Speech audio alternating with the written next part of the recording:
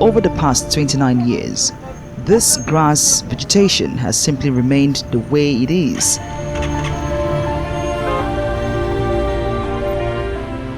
It has never been cut, never been trimmed. It has simply remained stunted, appearing yellowish and pale.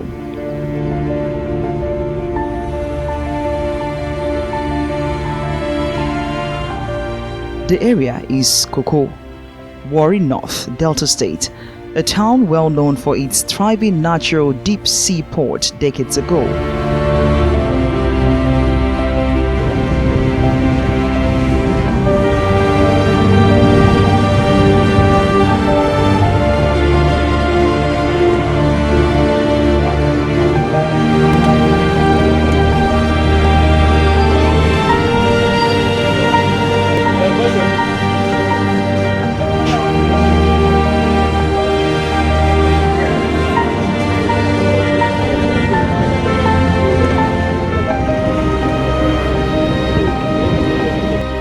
In 1988, this small fishing community made international headlines when it was discovered that two Italian companies had secretly negotiated to store about 19,000 drums of hazardous waste in the village.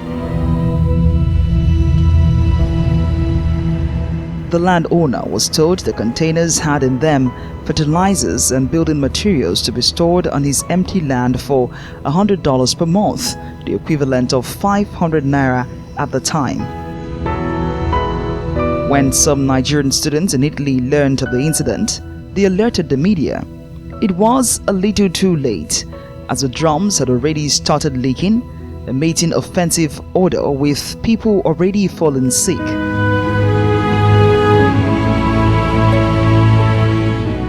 You can take grass from your right hand side now and bring it to the left hand side. You see the difference is very clear. The grasses here looks like grasses in the savannah area, but this is no savannah area. This is the same area. So the difference is very clear. And over this period of years, the thing has not grown more than this. It has not grown beyond this. Beyond this. Nobody for has 29 come to clear, years. yes, nobody has come to clear it. And if you can look at it too, you see that it's of interest that just every by other, the side, every other weed or crop or whatever cannot really survive. That's just this grass that is this particular dominant, grass, this particular grass species that is dominant. And if you can go to the other side, you see that it has an edge there. Probably where it stopped. Where it stopped, it has an edge. So those are growing normally. Yes, those are growing normally.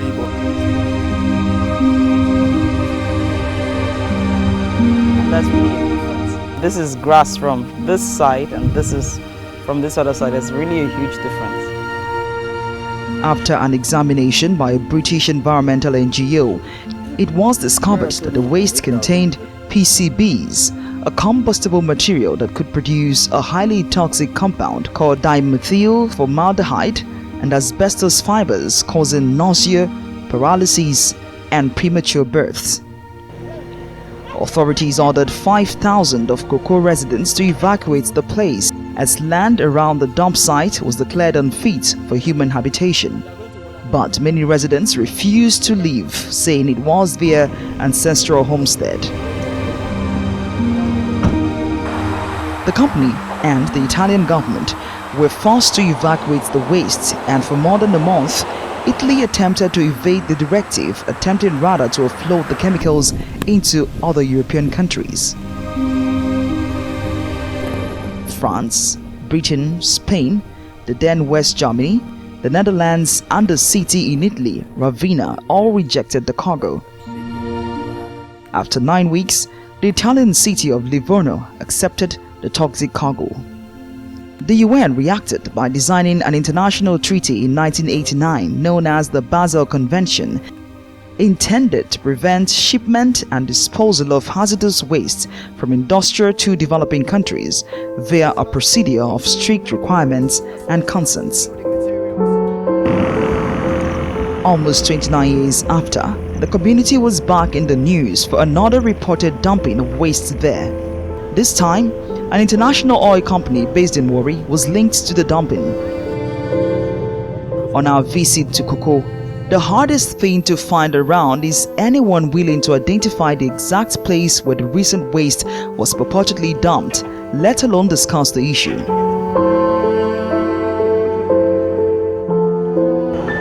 On the site where the 1988 dumping took place, we find a header. Now there's something interesting happening here. We found this headsman here, and we've asked him if his cattle ever leaves this spot to feed on this side, and he says no. The cattle get here but don't eat the grass from this part where the toxic waste was dumped 29 years ago. That's an interesting one there, that even the animals understand that this might not be healthy for them. They come close, but they don't feed there. And we even tried to ask him to get one cattle for an experiment, to get one cattle to come over, and he doesn't even want to take the risk. So he probably heard the story, or he's heard that something happened here, and he doesn't want to take the risk with just one cow. His cattle knows exactly where to graze. The water on this side is different from the other side. The animals don't like to graze here because it is not the same. The soil moisture is totally different. The plants are different too. They prefer to eat from this side. So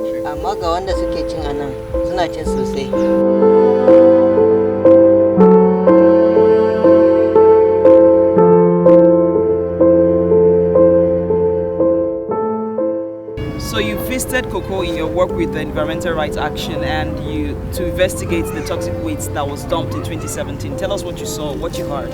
Where the news was everywhere, as at that time the incident happened, we visited to find out how it happened. The community people are not really open to say how it happened, because I don't know, they are afraid. So from the findings, we are only able to gather 2 testimonies, only 2. Out of the people we approached to speak to us on the incident, they all declined. Only 2 people spoke to us. The 3rd person that spoke with me was through telephone. Even when I visited the site, the place was locked, it was secured. There's no way you could get in to find out what is happening there, to know that. So it showed that with the findings from the community, showed why Koko is a victim of toxic waste dumps. Because the people, one, they are divided against themselves. Secondly, divider rule is really working very well there. So if any company seems to bring in anything, maybe they just need to buy the prominent people in the community, whom other citizens are afraid of. Once they made by them, it's a goal. Any toxic waste can come into the community. So there is that division. That is what I see there. That is a challenge. There's a challenge to the struggle, and there's a challenge to the community, because they are afraid to speak up. But those who spoke, what did they say? They confirmed that there was something like that, the toxic waste, but they couldn't describe what it looks like. But because the people are ignorant of what it is, they cannot really describe how it looks like and how it's affecting them. Northside did some analysis. Delta State Government Ministry of Environment, Delta State Ministry of Environment also did some analysis of the sample they collected from that site, and the shocking report that came out from the Delta State Ministry of Environment analysis was that the substances are not toxic. As a scientist, in fact, they were unable to tell us the standard they used to do their comparison. Whether they use the Egaspin standard, they use the WHO standard, or the Federal Ministry of Environment standard. They were unable to tell us the standard used. But all they came up to say is that the substances are not toxic. But from the few persons that spoke in the community, they told us, one, from the 1988 incidents, an elderly man that spoke to me confirmed that incident affects fishing. The fishing potential of the community dropped drastically because of that toxic waste 1988. So they are also afraid that this one from Mbenko may result to also decline in fisheries in the community and also agricultural productivity. So they also complain about pollution to both surface and underground water, but they don't really know how soon it will happen, how soon their water will be polluted, and how their water will be polluted, because they don't really have any standard to ascertain whether their water is polluted or not. If you see this house now, a mud house. This elderly man we met on our way to Koko was the closest we got to a native willing to speak but his only concern is that his home is being threatened by a road constructed without water channels. There was no water in this place. And 1975, in 1974-75, I built this house, this very old house. Now mud house I take start for this compound. There was no water here. Where they constructed this road now, this new road, they have no drainage. The company who did it never put drainage here. They could have put drainage from here to the moat, and the water will never stay. And then of recent they construct this Koko road too. There's no drainage. They could have make a drainage to this place. Now they put my compound as a dumping ground. I complained a petition so to the governor, to nowhere, to the Minister of Works, no reply to me. Then they are now the water they gather here. If you see you see the whole house, my tenants, all of them don't pack away because the water pursued them away from this compound. You see, if you see how they construct this road now for reason because of this one now, this one I carry. I build this house. If you not build this house now here they stay before. The water for just pursue me and my family away from this compound. If I beg government so that they will come and make drainage from here, it not will cost them anything. From Koko to this place, you must get drainage. From there to the moat, once you enter to the school compound, the water will just the fruit to the go. Because it not concern them now, and it concern poor man.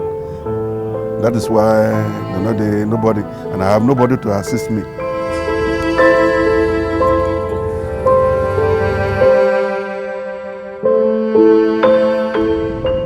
Without the right support for the men who were exposed to toxins during the evacuation and no specialist hospital to cater for the health needs of this coastal community, Koko is still struggling to recover from one man's ignorance. And the seeming helplessness of a whole community on which multinational companies, countries, as well as leaders continue to ride for selfish gains in the developing world.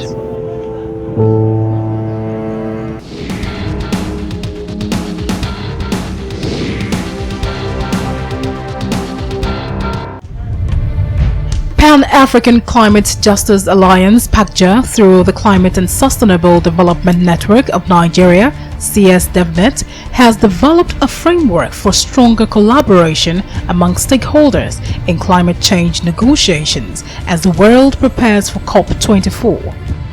This conference is going to be more like a breaker conference in the sense that throughout this year 2018 has been, dedicated for facilitating dialogue, which in the balance of those in climate change circles they call Talanoa dialogue.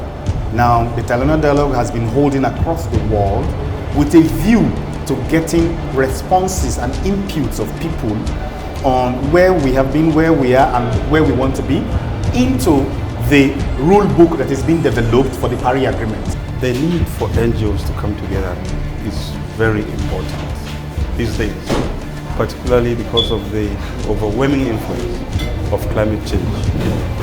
The problem of climate change is not just a Nigerian phenomenon, it's a global phenomenon.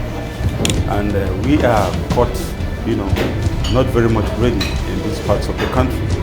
Other developed countries have been working very well and they are quite ahead of us, but we are not doing very well this time around.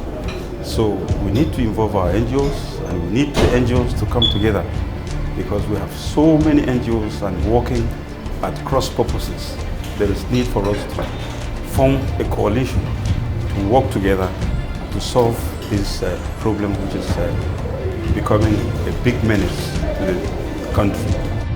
Many civil society organizations who play a very important role in climate change and sustainable discussions were present to share their concern at the National Consultative Workshop on National Determined Contributions and Talanoa Dialogue held in Abuja.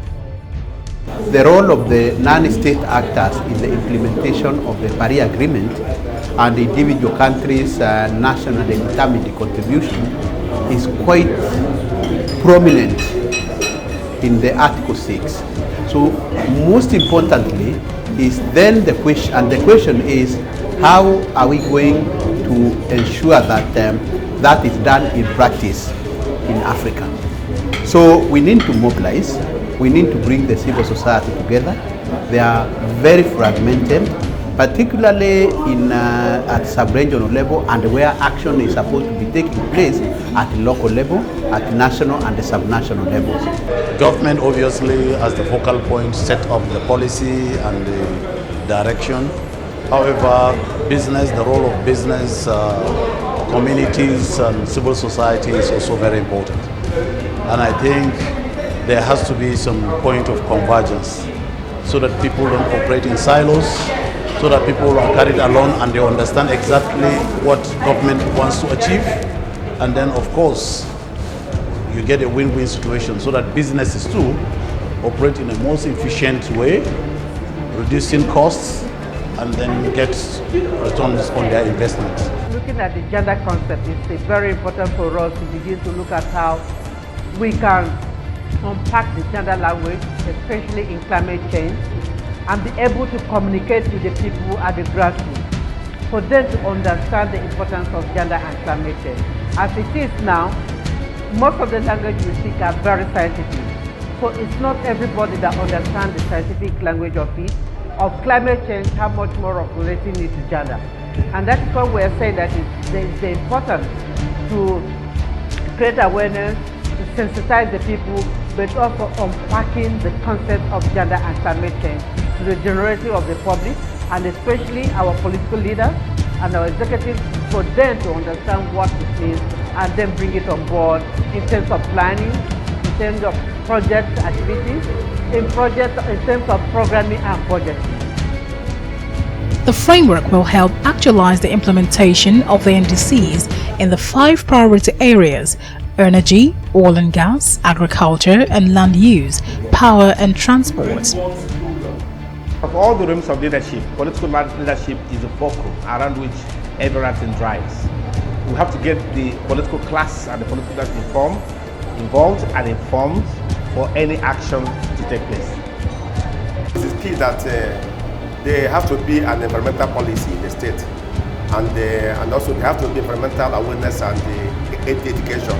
And the government should also show commitment to tackle the issue of environmental issues through mitigation, through adaptation, through involving international partners that are going to support the states on the areas of refuse management, managing erosions, and also bringing some interventions and engagement programs that will help bring a cleaner and a sustainable environment in the state. The government needs to really implement some concrete actions, take some concrete actions on ground in terms of doing a kind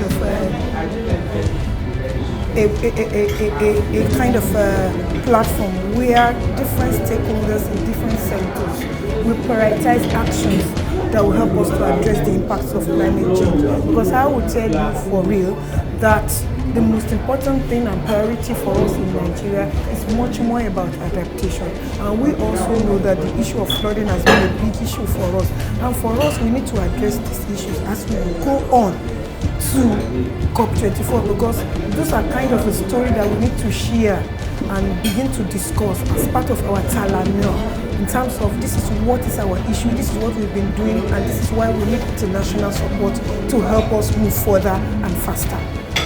The National Consultative Workshop had Accelerating NDCs and Paris Agreement Implementation in Nigeria as its theme.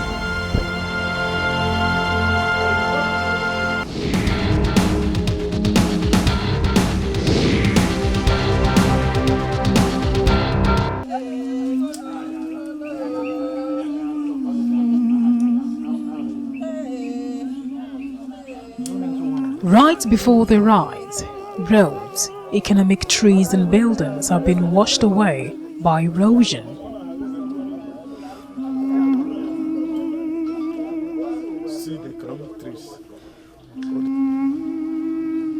Socio-economic activities have been brought to a halt in Isiokpo community in Idato North Local Government Area of Imo State, following devastating erosion that has taken over the community.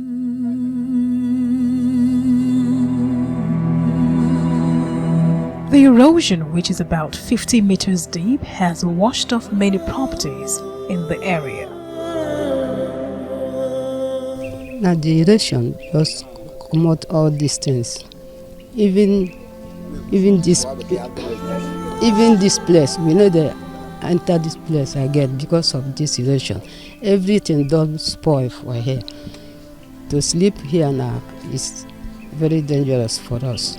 So we all come out. Even my husband is not well because the day this thing removed here, he was very shocked. Even he is in the hospital since then. He never come back.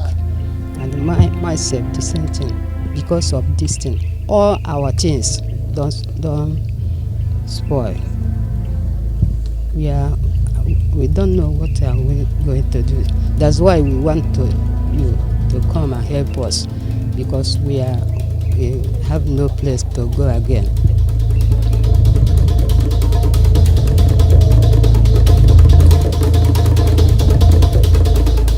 People have abandoned their homes and businesses out of fear that the road may cave in without warning. The erosion have sent a lot of people away from this place. You can see the building here. The first one that spoke, the woman ran away from here because of this gully erosion. About 3 or 4 houses have collapsed inside the gully there. So you can see a lot of us, people living around, they ran away, become refugees in their own town. So nothing is happening. So we now beg federal government to come and help us. We are in fact, we are living here.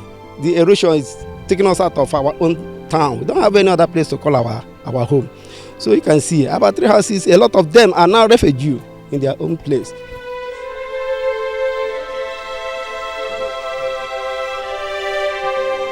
It is a major road that connects 3 communities from different local government areas, but the ever-busy road is now a shadow of itself as the erosion has eaten deep into the earth's surface. The rainfall, after the rain, we now came out to see. During the rain, we just had boom. So when we came out after the rain, see the whole thing have just collapsed. If you see this road, it links to Anambra State. It's a major road. It links to Anambra State. And majority of us here are farmers. There's no way we can bring our products. So you can see. So that's why we are calling on federal government to come and help us. Indeed, Isiokpo residents are coping rather badly with the phenomenon, the end of which they are not sure of. The people describe the erosion as a complete disaster. The flood is too devastating. Everywhere we have total devastation. You see, my people, they are all out from this place. We have no other place to go, except where the federal government comes to our aid. That's when we will have relief. We are begging on them to help us because no other person to do it. I think it's above what the local government or the state or whatever body can do except the federal government. We are calling on our governor to come and call the body that are concerned, the ecological body, to come and help us. Otherwise, we are finished. We have no other place to go. Residents say the road may cave in any time. This obvious risk has compelled many parents and leaders to call on the federal government to quickly come to the raid as the level of damage done by the erosion is beyond the effort of the community and the state government. We have tried so much by planting some trees in some years ago and trying to carry some sands, but unfortunately those our activities cannot help. You must have gone down and witnessed what happened. It is beyond the community contribution. So almost 2 to 3 villages, because if you witness there, you can see that they cut off certain people, and they cannot, unless they went through the bush before they can come out and have communication with other villages in the community. Most of the homes there have been submerged, by this erosion, and I've been able to, as a representative, to put palliative measures to make to caution the effect of the erosion. So to me, it's an appeal I'm making that they should be able to use. We witness it. Displeased by the development and the continued neglect of the road, the people are appealing to the state government and other relevant authorities to come to the aid by fixing the road.